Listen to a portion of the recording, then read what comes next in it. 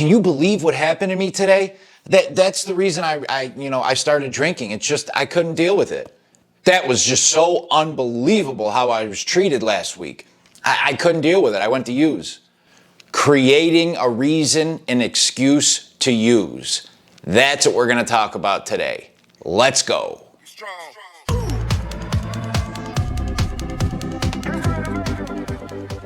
Oh snap, we got the new Soberdog shirts. Recovery threw me a bone. Yeah. Anybody new here, I am K. Ruggs, the Soberdog, certified peer recovery coach in recovery myself. So today we're going to talk about people using an excuse to relapse. And this happens a lot, something I dealt with, something I've been seeing a lot people dealing with. Before, during, or after like the relapse or the use. And it's basically, so-and-so did this, so I went out and used. Because this happened, I went out and used. I can't believe he or she said that. And so I just couldn't deal with it. And that's why I started drinking.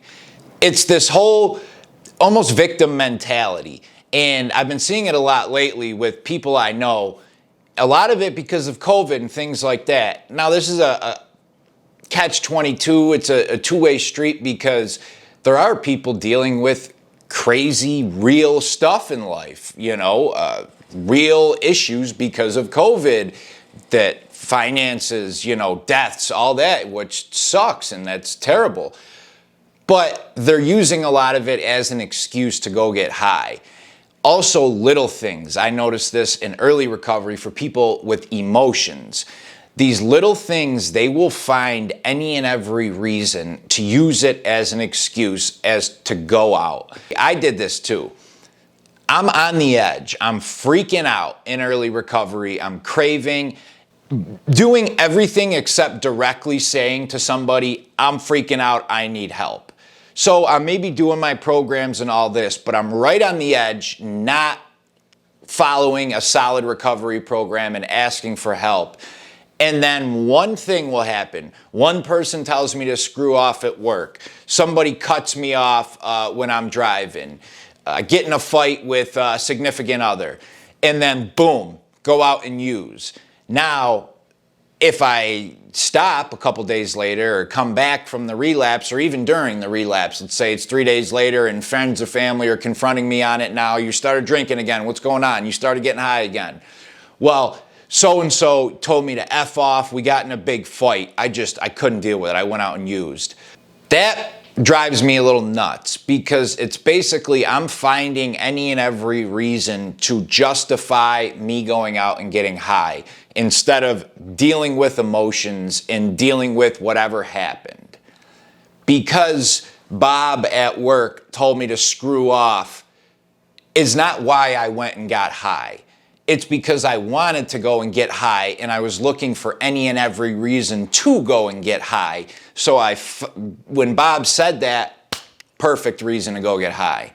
That's what ends up happening. And this is what a lot of people do. And this is why friends and family feel like they're walking on eggshells a lot of the time around somebody in early recovery. Because it's like, I don't want to start an argument with them about cleaning their room or finances or this or that because then they might go out and get high. You shouldn't act like that and you shouldn't have to. It's not my parents, anyone in my life's responsibility to walk on eggshells because I'm too emotionally sensitive to face what's going on. That's not going to help. And if you guys know I don't sugarcoat addiction and recovery. If the recovery's that unstable anyway at that point, it doesn't matter if you got in a fight with them or whatever. They're finding a reason to get high and drunk.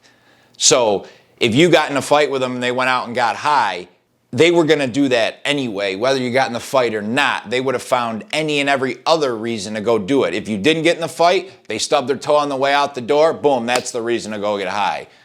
Whatever. They got to work late, the boss was a little mad, they use that as an excuse. This also has to do with dealing with emotions in recovery.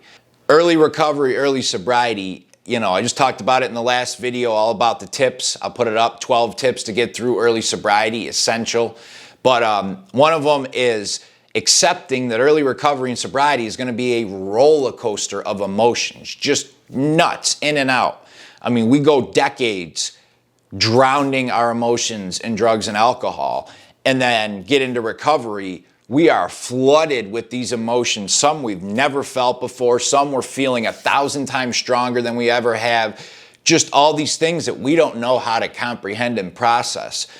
But if we don't deal with them, if I don't learn how to accept Bob being an asshole at work, and by the way, there is really no Bob. It's just an example. People are going to go looking for Bob. Where's that son of a... No. If I can't deal with Bob being a prick at work, then how am I going to deal with a family death?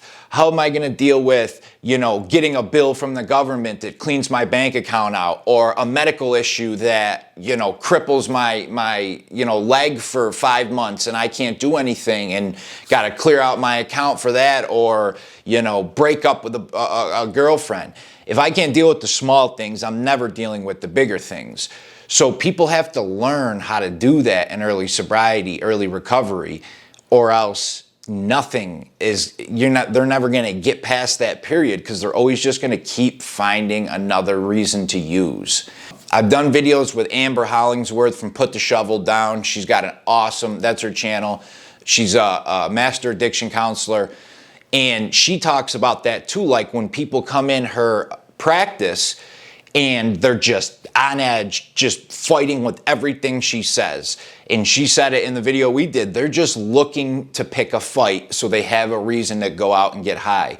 They're just feeding that addiction, because the person with substance abuse problem will pick the fight, consciously or unconsciously, as the reason to go out and use. I mean, my clients will do it with me. I can feel it coming. Like, I go to get them out the lobby. I'm like, oh, here it is. Like, you can feel it. And I'm just like, when I feel that happen, there are things that I can do to just sort of preserve the relationship, step back a minute, and I'm just not going to let that work. I'm like, yeah, you can do that, but it's not going to be my fault, kind of thing.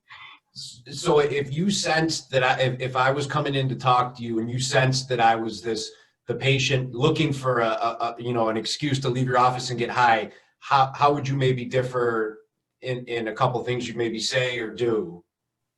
A lot of times it's just that the person wants to draw you into an argument. And I mean this, like when I've worked with someone for a while and I have a good relationship and I have rapport, and then all of a sudden they're coming different and it feels like nothing I can say is right. And it's like, whoa. Sometimes I even say that. I'll say, whoa, dude, like, are you trying to fight with me? What's happening? And I'll be kind of funny.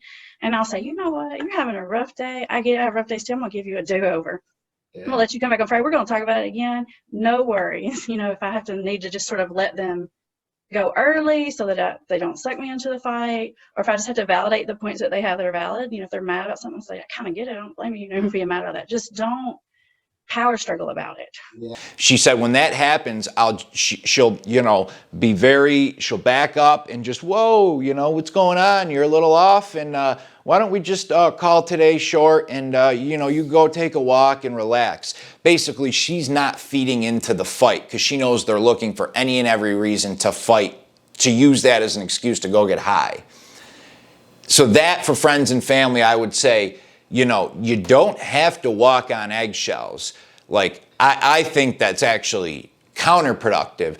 But at the same time, if you see, the person's trying to pick a fight over nothing, just don't feed into it. Just walk away and just let it go. Don't feed into it. But if a situation does arise where you got to confront somebody or talk to them about it, if they go out and use after that, that's not your fault. They were looking for a reason to do that anyway. And that's a huge thing to get across to friends and family, because if you get in an argument with your loved one, they go out and get high, and then all of a sudden the guilt's dropped on you like it's your fault because you got in an argument with them. No. We wanted to, and we're looking for any reason to. That's the excuse, the reason to go use. Don't let the person in your life, the addict, guilt you and drop that on you saying it's your fault, because it's not. In 99% of cases, they're going to find a reason to do it anyway. All right? Kate Ruggs, the Soberdog, and I'm out. See ya.